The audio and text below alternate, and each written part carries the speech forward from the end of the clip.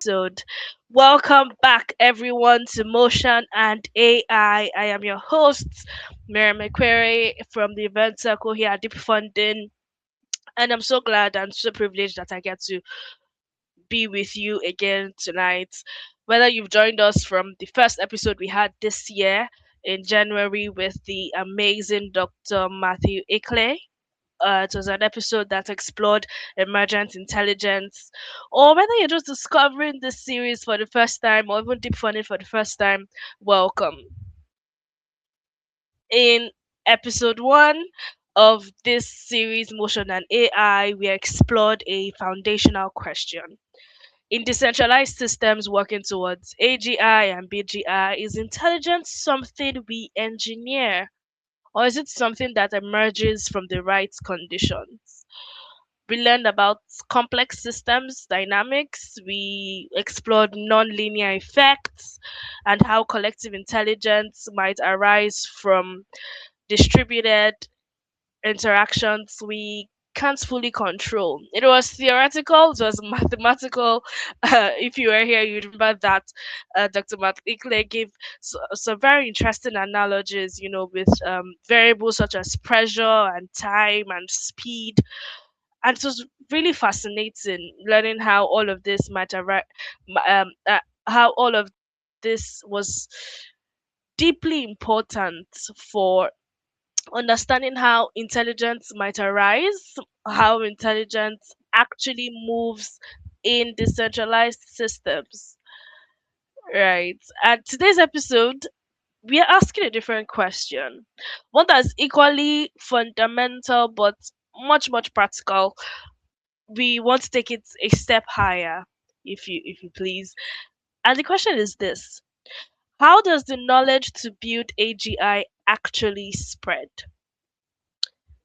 This question is important because the reality we have is this: decentralized AI doesn't just need intelligence to emerge in systems, it also needs expertise, and expertise to flow freely across borders, sectors, and institutions. It needs someone who understands AI in Switzerland to be able to transfer that knowledge to healthcare systems in Egypt or Kenya.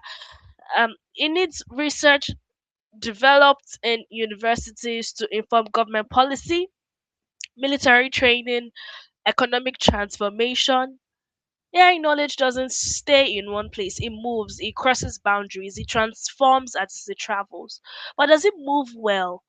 What gets lost in translation? And what determines whether expertise successfully transfers or breaks down completely? And I know that, yes, this sounds like very abstract questions, but if we look at it, they are mission critical for our decentralized ecosystem. Because if we're going to be building AGI and BGI, artificial general intelligence and beneficial general intelligence, through distributed collaboration, we need to understand how knowledge actually flows, what accelerates it, what blocks it, what happens when it needs to work in completely different contexts than where it was developed. And today I'm here with Professor Nevine Makram Labib. And honestly, I can't think of anyone who's lived the motion of AI knowledge more completely than she has. She's been many things, actually. She's chair of the Global Working Group on AI Governance and e-health at the International Society for Telemedicine in Switzerland. She's a board member for the International Institute of Telemedicine in Italy. She advises the Egyptian cabinet on digital transformation. She chairs the Computer and Information Systems Department at Sadat Academy. She trains elite institutions, including the Police Academy and Nasser Military Academy, on AI implementation. She's a Q1 researcher. She's a global keynote speaker and was named Woman of the Year for AI Leadership in 2025. Amazing, right?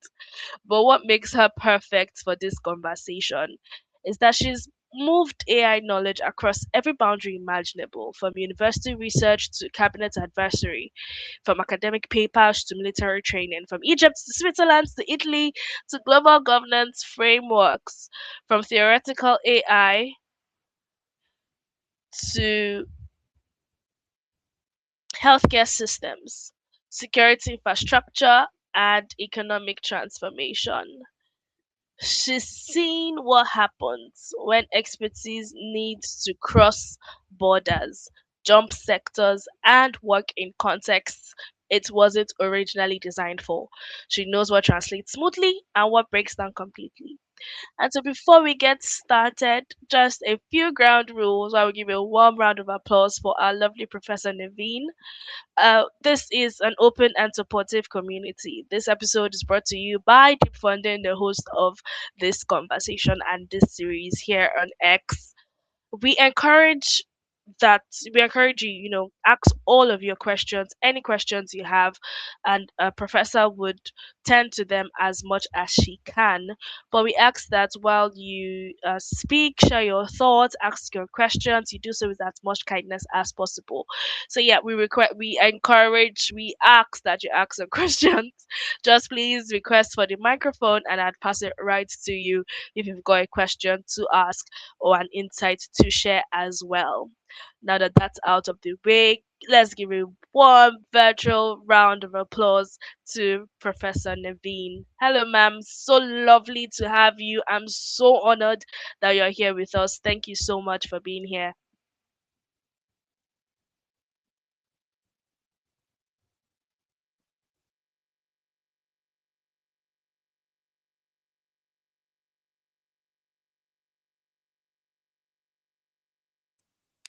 Okay. Good evening once again. Can you hear me now? Yes, I can. Okay, perfect. Okay, so thank you very much for your introduction. Thank you very much for the kind invitation. It's a real pleasure to be with you tonight, and I hope that we'll have a very interesting discussion to gain some insights out of it. Yes, I hope. I already know it's going to be an episode we will not forget quickly. Thank you so much again for being here. All right, Professor, let's just start with your journey because I find it absolutely fascinating. And so, yeah, there were a set for those of us who may be listening in for the first time.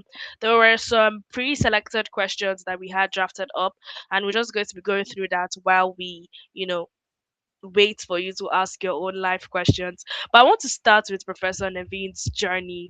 And ma'am, you've moved AI knowledge across some incredible boundaries. I was in awe the first time I came across your LinkedIn profile. I remember sending you a DM like, "Oh my goodness, I'm so lucky to be in your space. You've moved AI knowledge across university research to advising the Egyptian cabinet to training military academies to shaping international AI governance in Switzerland. It's like you're going from one end to the next." And so, my question, ma'am, is this: what have you learned about how AI expertise actually travels? Does it move easily or does it get lost in translation? Okay, actually, I believe that AI expertise doesn't move like a physical product.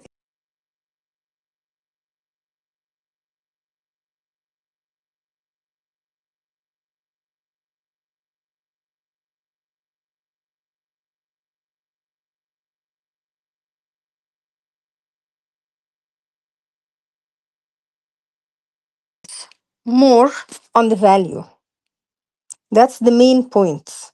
So we need to know what the knowledge, that the knowledge only travels successfully when it is translated into a value, what we are bringing to people. So if we go to the cabinet meeting, they have some questions to ask, and we need to be there for decision making. If you go to the military academy or to police academy, it's quite different. We're talking about models that are mainly focused on the security. If we talk about the research, it's quite different because here we're talking about developing some frameworks and some theories. So the main point here is what's in it for these people? What about the value that AI brings? That's why whenever I go to any institution, I focus on being able to satisfy the needs of the institution using the AI technologies. I believe the value we bring is the main core, it's the main trigger for them to listen to us and to get to know more about all of these emerging technologies. Beautifully said, ma'am. Beautifully said. That journey really it's incredible. It's remarkable, and it really illustrates what we mean by knowledge in motion.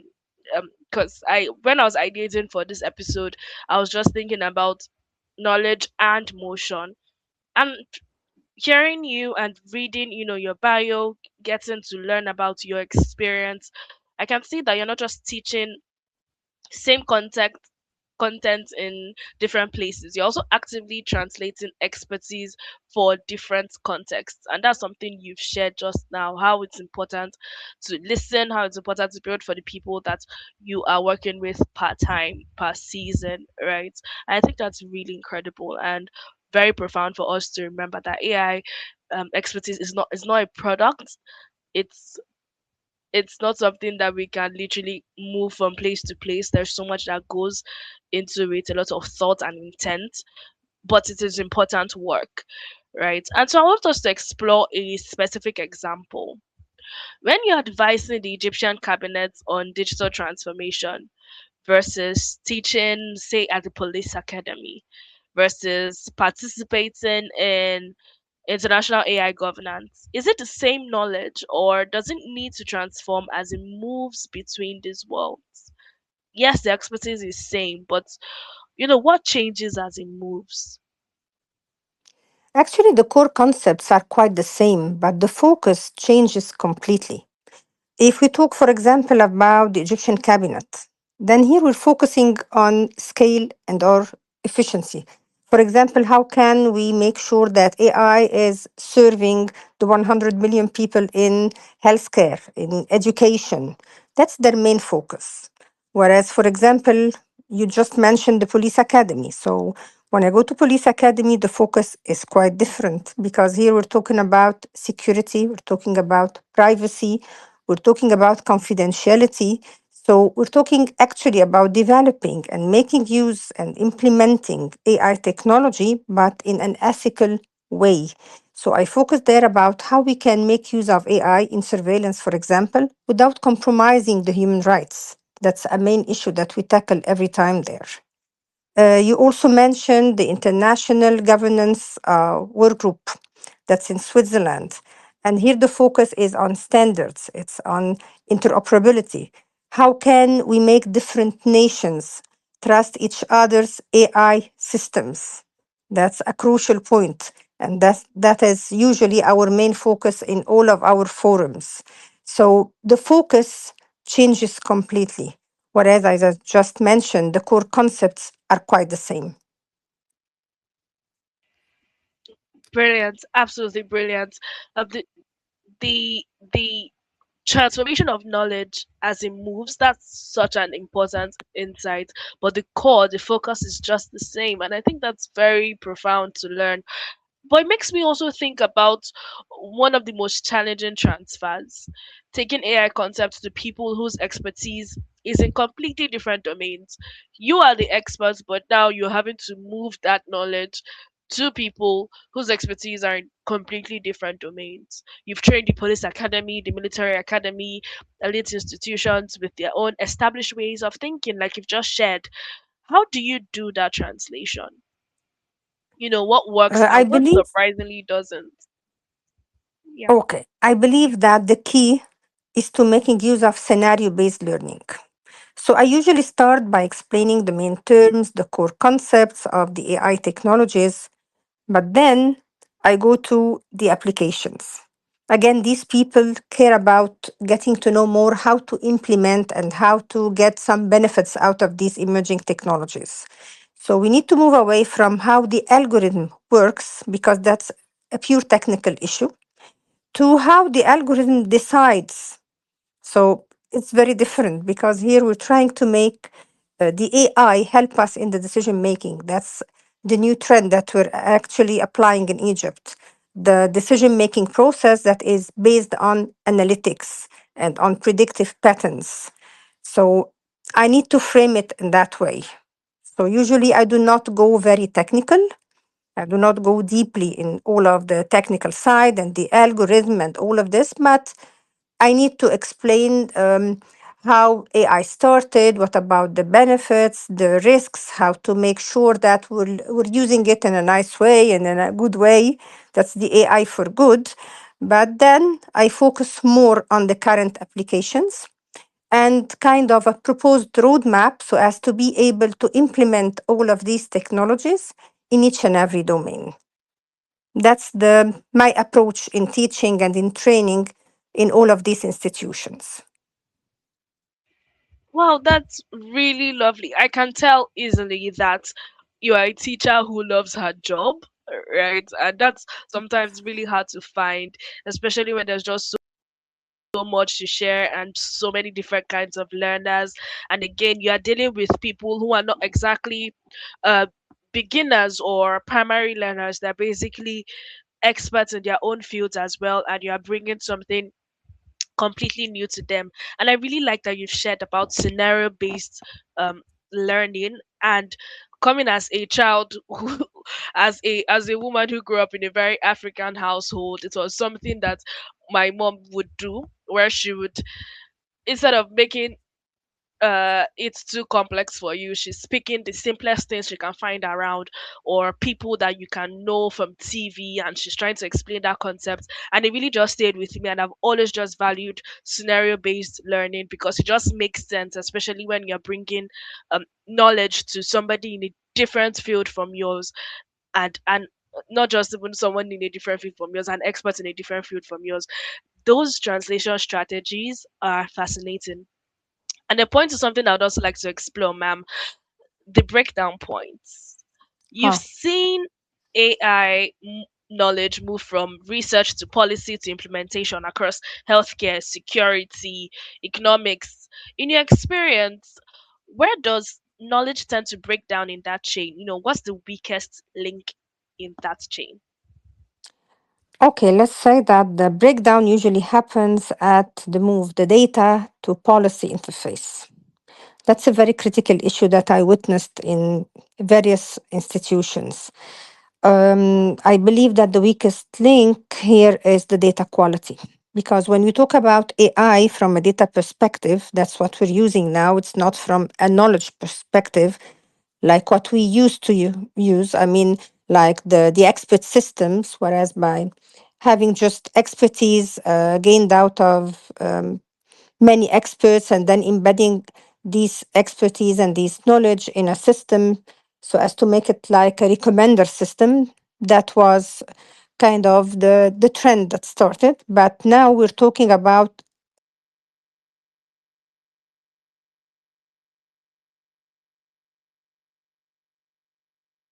rely on good data, and that's the main weakest point, the main weakest link.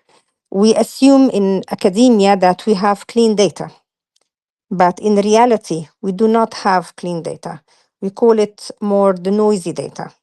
So we don't have accurate, complete, updated, valid data, but we face many challenges. And the problem is we need to rely on these data so as to be able to train the algorithm and then come up with the results. So if we feed the system with data that is not that clean, that is not that good, then we might end up having kind of unfair decisions, for example. And that's our main problem, our main challenge worldwide in every domain is to be able to get clean data, the good data.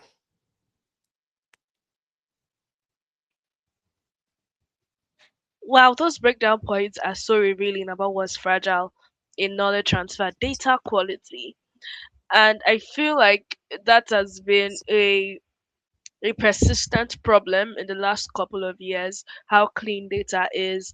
And I like how you've said we call it noisy data. I don't think I've heard that before, but that's really interesting. Your work spans not just sectors but entire continents. And wow, and to see that this is just this is not just one continent's problem, it's everybody's problem, data quality.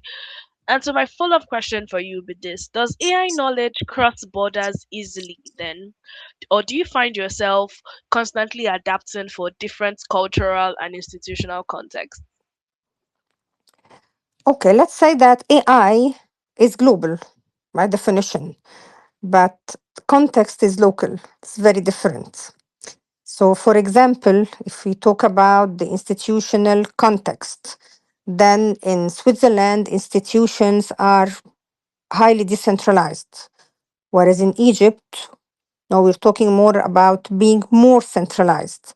So that's a main issue, a main difference. If you talk about, for example,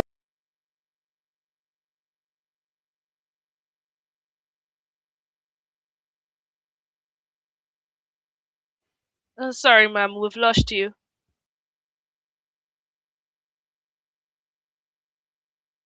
different, we talk more about inclusion. That's the primary driver here.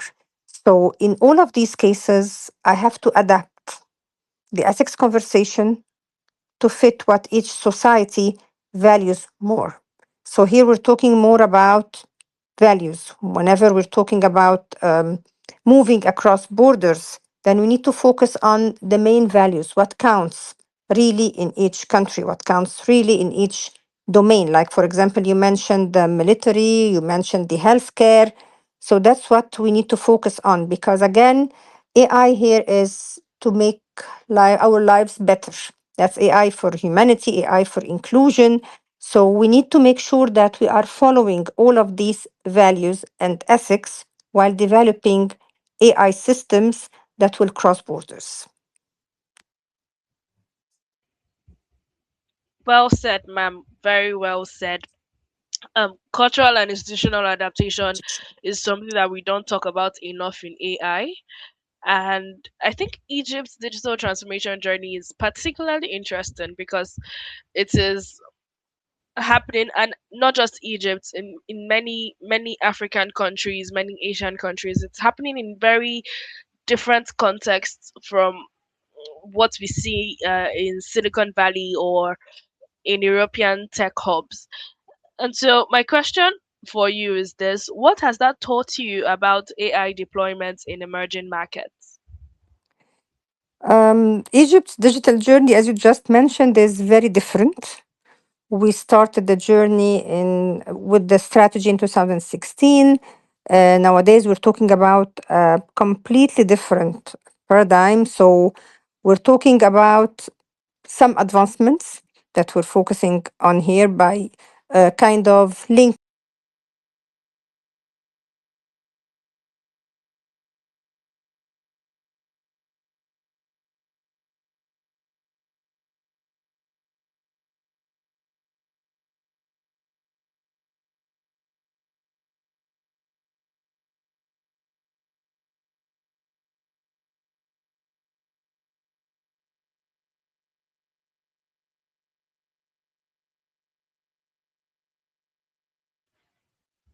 Hello, ma'am, are you there?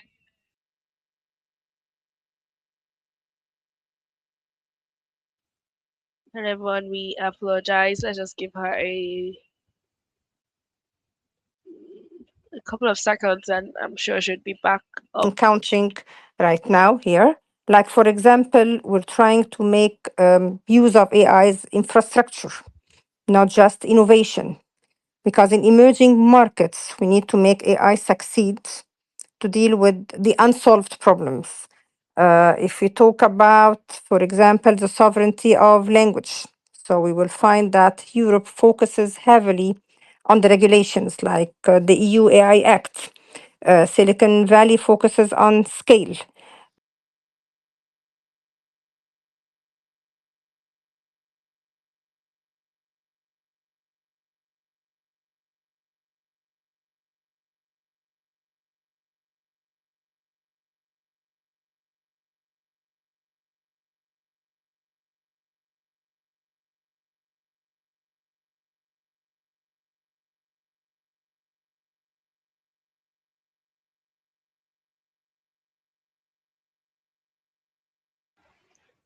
We apologize that pairs our speakers experiencing some technical difficulties, so let's be a little patient while she comes back.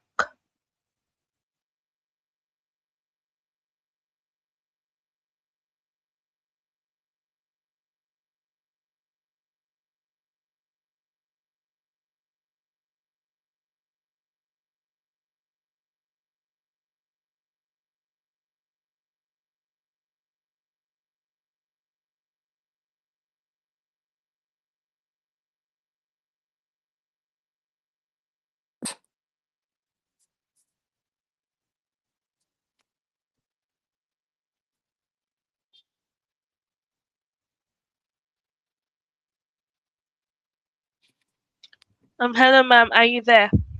Yes, Yes, we lost I you was. completely. Okay. That's why I was talking, and then I found out that you did not comment at all. So, what was the last sentence that you heard? We probably want to take it again, actually, because it was breaking at some point Okay, on my so end. I was Yeah. talking about Egypt's digital journey and how Egypt started the digital transformation strategy and so on. So, have you heard all of these details, or should I repeat? Please repeat. Okay, no problem whatsoever. So, I was talking about the digital journey that we had in Egypt, starting with the strategy in 2016 and what we achieved till now. I was talking about a very important summit that will take place in Cairo after 2 days. That's the AI Everything Middle East Summit. And it will have more than 60 countries having their companies coming here to just to know to do some knowledge transfer and some networking in Egypt regarding all of the new technologies in the various domains. I was making kind of let's say a comparison between what's going on in Egypt, which is quite different than the other countries. Like, for example, in Silicon Valley, we say that AI is often products. So they focus more about having the product, having the applications. Whereas in Egypt, we're trying to make use of AI as an infrastructure, as our national infrastructure. That's our aim, to be able to implement all of these technologies, especially that we're having now the smart cities. So we aim at being able to implement all of these technologies in these new cities. We also aim to be able to solve the current problems like the traffic, like the irrigation, many, let's say, problems, many important issues for us in Egypt. So we need to find some ways, like, for example, having AI systems that deal with all of these aspects, like the smart irrigation. I also gave another example with Europe focusing heavily on the AI regulation, like the EU AI Act. That's very important. That's a core concept there. Whenever I work in Europe in any project, then that's a main point for us. Whereas in Egypt is different. We're now focusing more on the linguistic and the cultural representation. We witnessed many forums and many conferences discussing these issues. So while the global AI models often have this Western way, Egypt has prioritized the development of the Arabic language foundational models. We have many projects currently in Egypt working in this field. And another, let's say, point of comparison is the human centric upskilling versus the automation. Because in the West, usually we have this problem of the job replacement. And whenever I attend any forum or conference, they ask about this point, the fear of the job replacement. Whereas in Egypt, we're talking in a different way. We're trying to treat AI as a tool that can empower the massive youth population. So we turn the workplace. We look at it in a different way. We're not fearing the loss of jobs, But we're fearing that the people who are currently working, or the youth, or the fresh graduates, will not have the same skills so as to be able to benefit out of all of these technologies. So that's mainly kind of the, if we can compare Egypt with the other countries, or how Egypt thinks about AI. Wow, that's incredible and very insightful. It's so nice to hear the differences across cultures, continents, and environments, right? And really, I think that's something for us to take home to really sit with and explore how AI is global, but context is local, really. And this really reiterates that. Thank you so much for sharing, ma'am. Before we continue, just a quick shout out to our audience. Thank you so much for being here with us. For those of you who've been here from the beginning, those of you who joined along the way, those of you who would be listening to the replay of this episode, we see you and we love you. Uh, if you have a question or you have an insight you'd like to share or a comment you'd like to leave, just kindly request for the microphone and I'd pass it right to you. Professor Naveen is here for all of your questions and she would attend to each of them to the best of her capacity. All right, ma'am, moving on while we wait for others to possibly ask their questions. Technology moves fast, but institutions, they move more slowly, and you're trying to transform healthcare systems, security infrastructure, economic frameworks all at once. How do you manage that pace? How does knowledge, okay, let me put it this way. Can knowledge transfer happen too fast, or is it always a race to keep up? Okay, as you just mentioned, knowledge transfer can happen too fast. But sometimes this leads to what we call the institutional shock, because we can have many emerging technologies, but we need the people to be able to manage and to benefit out of these technologies. That's why I advocate for the agile governance. Like, for example, instead of having 500-page policy that will take 5 years to write, now we focus more on some living frameworks that can evolve. In healthcare, for example, because that's my specialization, we start with some pilot projects.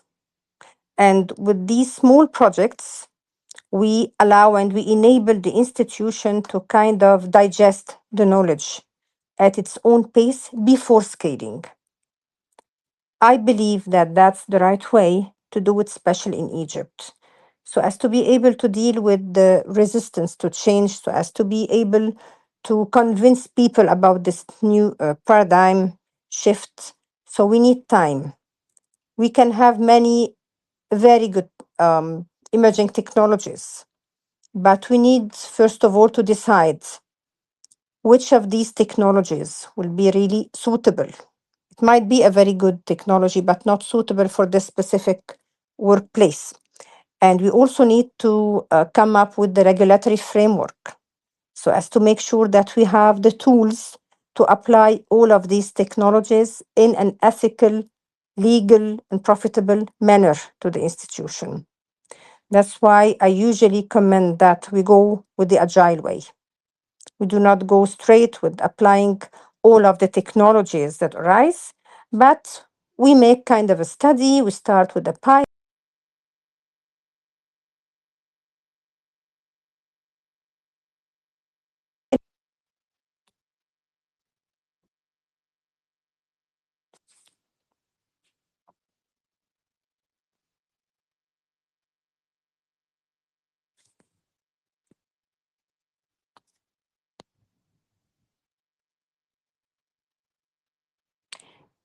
So, can you hear me now?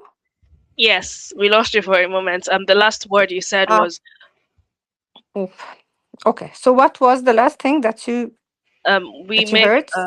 we make something pie. The pilot. I was Ye- talking about having yes, pilot projects so yes. as to be able to study in reality if the current or the emerging technologies are really suitable to our workplace or not, and then make it make kind of a replication in the institution. But we usually go for the agile, whether we're talking agile management, the agile project management in our IT projects, and the agile governance. That's kind of the safe way of doing things. Wow, the agile way is the safe way of doing things. I really love the concept of being able to review and improve as you go and not wait for uh, perfection in terms of documentation or frameworks. And I think that's really interesting to see that it is happening in real life. Agile way of approaching governance, because the speed question is critical for knowing how to coordinate transformation without breaking systems. It really is to know, are we pushing too fast, or are we bringing something up to speed? It's very critical. Sometimes we may not see how critical it is until there's now a making or breaking of a system. And I think that was really profound what you just shared, ma'am. And it really connects to Thank your you. role in international AI governance. I found that one of the most interesting parts of your experience. You chaired the Global Working Group on AI Governance and E-Health. How how do ethical AI principles actually spread from international discussions to national policies to what people do on the ground? Is there a gap between what we agree on in Geneva and what actually happens in practice? Yeah, definitely. There is a significant gap between Geneva agreements and what happens in practice, whether we're talking about Egypt or any other country. So it's not just the failure of will in some countries, but I perceive it as a translation problem.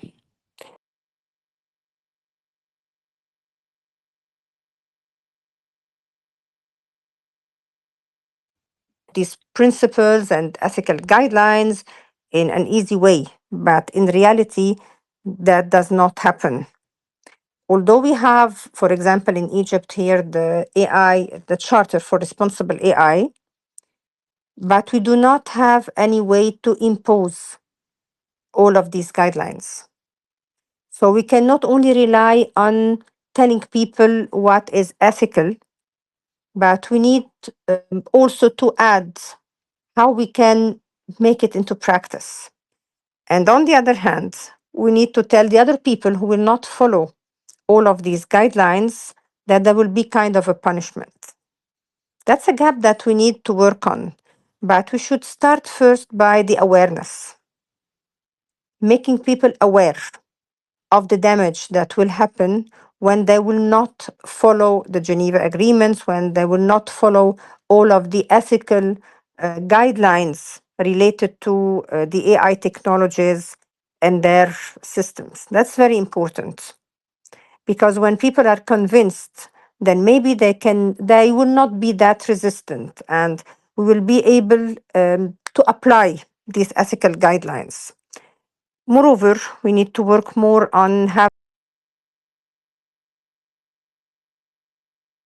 all of these ethical guidelines before getting all of these perspectives into the policy papers. Because once we move to policy papers, then we will have some new laws that maybe they will not take this into consideration.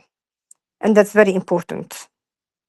The implementation is very important as well. When you go from the policy to practice, there is a gap, and here the gap becomes more visible. So, for example, we have the National Strategy of AI. We have the second edition that's covering 2025 to 2030. So it exists and it has some guidelines related to ethics, but on the other hand, it does not have any tools that say how to implement all of these guidelines. So we find that there is a huge gap.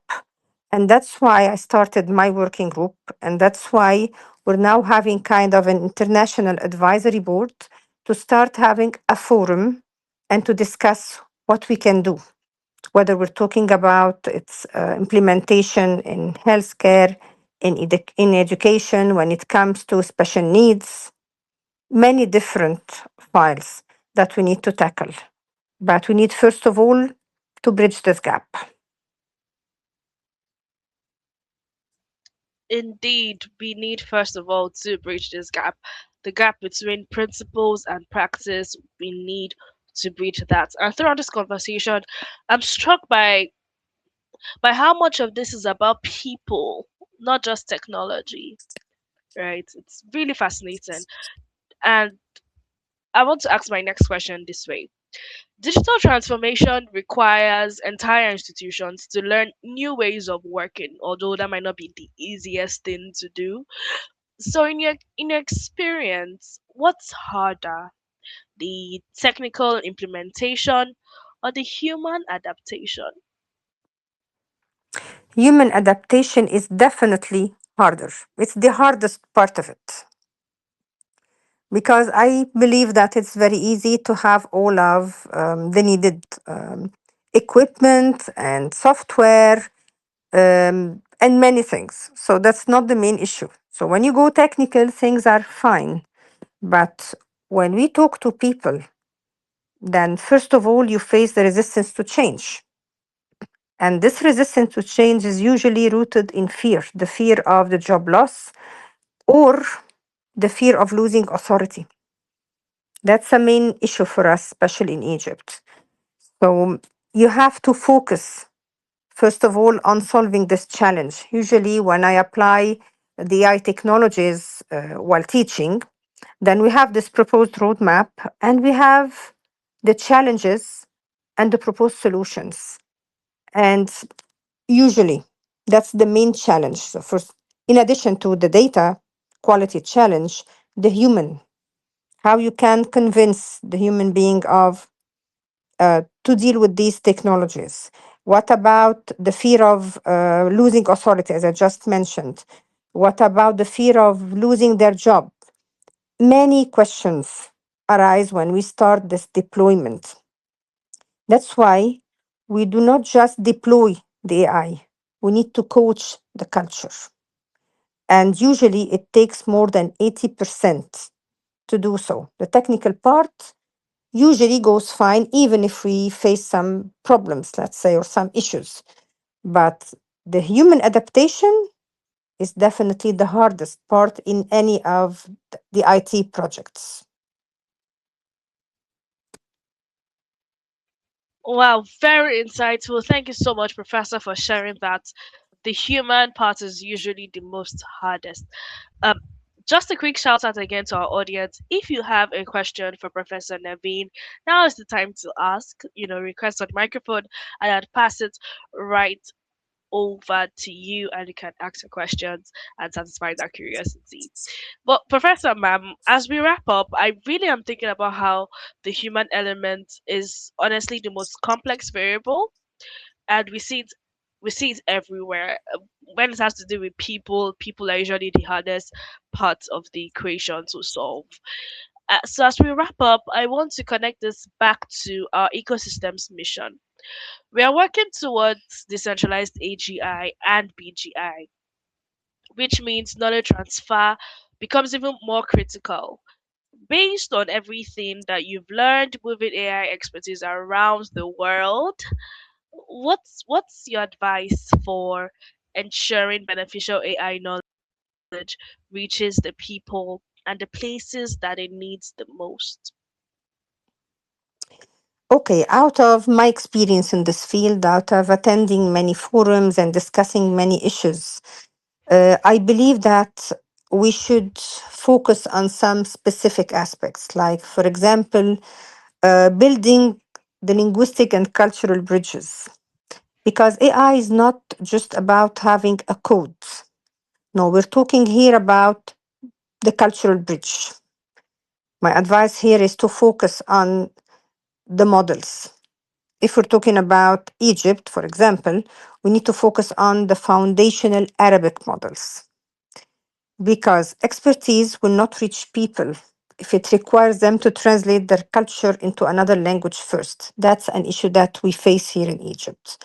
So, supporting the local models will ensure, in my opinion, that, for example, the AI agents will be able to understand the specific legal, the specific social aspects of the Egyptian or of the Middle Eastern context. So the language and the culture are very important because sometimes these are barriers for us to make use of the new technology.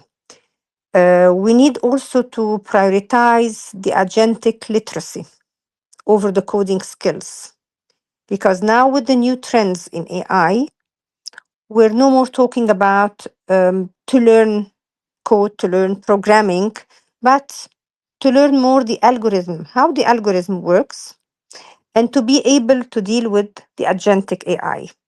That's what we focus on now whenever we're training, for example, healthcare professionals, or whenever we're teaching students. That's what I usually tell my students. Focus on the algorithm, get to know how the machine think so as to be able to benefit out of these systems. We also need to work on the ethical parts. I think that the ethical aspects are very important because while AI technologies have many benefits, they have some risks. And in order to be able to kind of control, if the word is fine, I mean, not only control, but to be able to benefit without facing all of these risks, then we need to go back to the Geneva Principles and to find a way to embed all of these principles in the developed models and the developed systems to find kind of a regulatory framework that will be independent, and this regulatory framework will be able to control any risks or any negative consequences of making use of the AI technologies. Here we're talking about AI for humanity, AI that will not leave anyone behind. So we cannot do so if we keep on having this gap between the Geneva Principles and the practice of all of these systems. I also believe that general AI knowledge can be everywhere, but the beneficial expertise is rare. So, as a board member, I'm talking about having some knowledge exchange programs that will be able to provide the knowledge to many other people because we need to cooperate. I believe in team working. So if we cooperate, then we will come up with some very nice, very beneficial solutions. And that's the main use of all of the technologies, whether we're talking AI technologies or any of the other emerging technologies. That's how I think about all of these aspects. Wow, thank you so much, Professor. That was really great. That was really profound. This conversation has given us exactly what this episode needed. Your insights today, they've been so grounded, and you shared such a practical understanding of how AI knowledge actually moves through the real world. And I really love that you started your response to this last question uh, based on how important it is for translation and language context being considered, and that is just it's very key. The interesting thing about language is it can change everything for a technology. It can change how it's deployed, how it's adapted, how it spreads, how it scales. If people don't feel like they can speak to it, they can use it. It's for them, or at least just at a baseline understands them. AI that speaks in their language and understands their language, and they don't have to go through the trouble of translation, and then so much of context is then lost in translation, and you just get frustrated as the end user, and then you abandon that product or you abandon that AI tech. And so yeah, I really love that you've given us such a practical guide to transforming how we go about this business to ensuring how beneficial AGI knowledge reaches people and it goes to the places that needs it the most. Thank you so much, ma'am. You've shared with so much intention and adaptation. Uh, and thank you. We often talk about sharing knowledge as if it's a simple download, put the information out there and people will absorb it. But you've shown us that it's more complex than that, because Yeah. primarily we are dealing with people, and people are such complex beings. Knowledge transforms as it crosses boundaries. What works in the research lab needs to be fundamentally reshaped for a cabinet room, like you've shared. What works in Egypt doesn't work in Switzerland, although the core remains the same. And Yeah. many times we have to reshape and reshape and reshape for international governance discussions. The core insights might remain, but the language, the framing, the applications, all of it needs to adapt. Thank you so much, ma'am, for Thank you sharing very all of your much. thoughts. Thank you. I really love how simple you made it all seem, because it really is complex, but you've really made it seem simple. Your point about the human element being the most complex variable, I already said, is something that we'll carry forward, because we know now, again, that technical solutions in the world will matter if people and institutions can adapt to receive and implement them. So thank you, ma'am. um I think, just to add as a note, that your Woman of the Year recognition for AI leadership is well deserved. You're not just advancing AI, surely you are ensuring its advances in ways that can actually reach and serve diverse communities like ours. And so, to everyone listening, we've noticed that you didn't ask any questions. That's fine. We'll see you in episode 3. Come with your questions then. But to everyone listening, we've now explored two fundamental types of motion in our series. Episode 1 with Dr. Matu Ikle, How Intelligence Emerges in Decentralized Systems. And episode 2 with the beautiful Professor Nevine, How Knowledge Transfers Across Boundaries. Both are essential, trust me, they are essential for understanding how we get from where we are to AGI and BGI that serves the broad good. So, next episodes, we'll continue exploring motion across economics, social governance, infrastructure dimensions. So, sit tight. This is important for us, because understanding how AI moves in all its forms is understanding how to successfully build a decentralized future. So, thank you for joining us from wherever you are in the world. Please leave a comment to the recording of this space so that we know that you really were here. Thank you for joining us for episode 2 of Motion in AI. I was so honored to host you all today and to speak with the beautiful Professor Nevine, who I think is absolutely brilliant, because she really just broke down one of some of the most complex concepts in very simple words. So, you guys, just let's keep learning, let's keep sharing, let's keep thinking about how knowledge moves through the systems we are building together. Let's think about how context is local. Let's think about how AI is global. Let's think about how important it is that we build towards beneficial general intelligence and we don't leave anybody behind. I know that a lot of us are builders or contributing to communities who that are builders. So let's keep these things in mind. Let's keep exploring those dynamics. Episode 3 is coming to you in 2 weeks. So be here again. Yet another brilliant speaker would be with us sharing insights on a different topic but in the same series. Thank you so much again for listening from start to finish and for listening to the replay. This episode was recorded so you could always listen in again whenever you feel like it. And so, yeah, you could also say thank you to Professor Naveen in the comments of this space, just to say thank you to her for her time. And yeah, it was my pleasure to host you all today. My name is Miriam McQuarrie, uh, and I am a member of the event circle at Deep Funding. And good night, people. See you in 2 weeks. Thank you. Thank you. Thank you all. Thank you.